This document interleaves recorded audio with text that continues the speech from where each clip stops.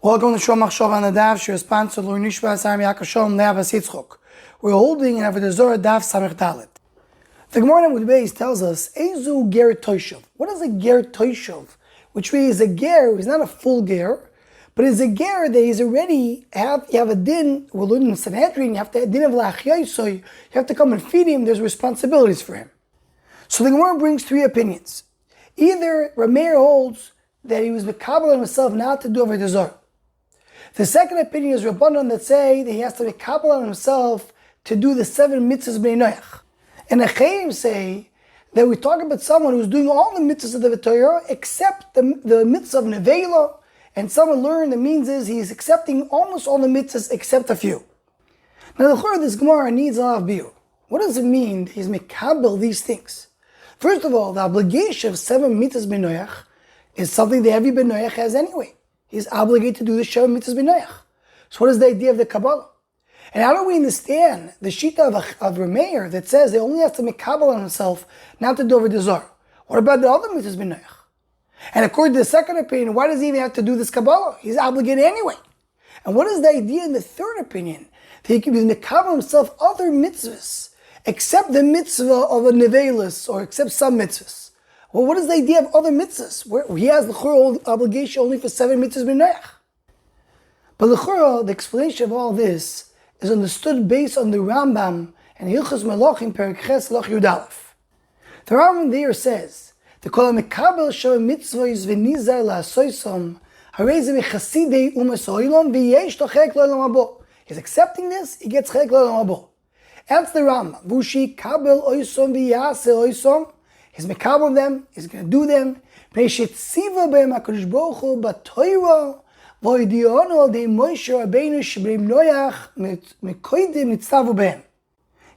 it because Moshe Rabbeinu said that they have to do it, not because they had this some kind of tradition to do it.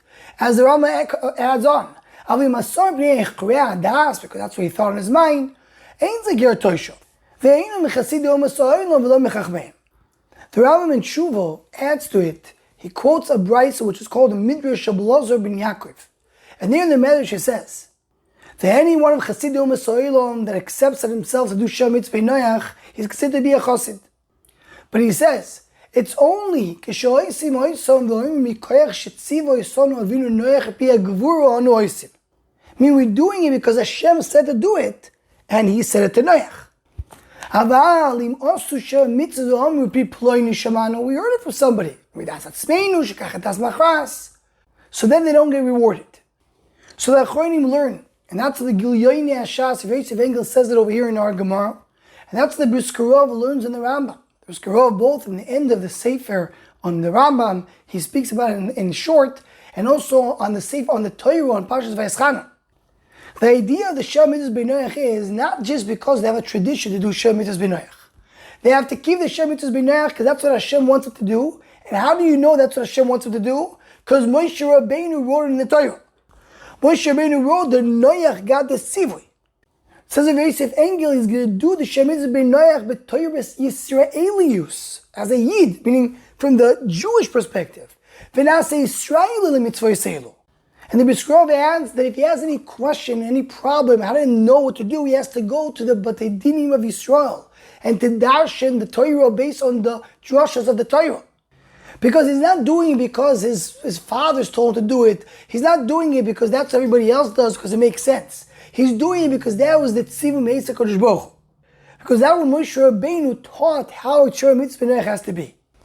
And furthermore, the Biur Halacha in the end of Siman Shin Dalet, based on a Mogen Avram, says that what Chachamim say over here in the Gemara, they have to mekabel on himself the Shem Mitzvahs b'nei Noach. That's at the minimum. That's the minimum he has to mekabel. But he can mekabel on himself any other mitzvah of the Torah. If he wants to add to the Shem Mitzvahs, he can add other mitzvahs. He can even add Shabbos. The din, the goy sheshavas chayim misa, it's only a regular goy. But a ger Toshav who accepted on himself to do the mitzvah of Shabbos, he's allowed to do the mitzvah of Shabbos. And the Biur Halacha proves it from Achayim, because Achayim says they're doing all the mitzvahs of the Torah. It says that Chachamim are not so far away from it. They just say the minimum is 7 mitzvahs. That's enough to become ger Toshav.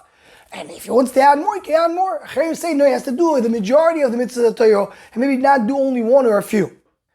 But in the concept, he can be Kabbalah himself as many mitzvahs as he wants.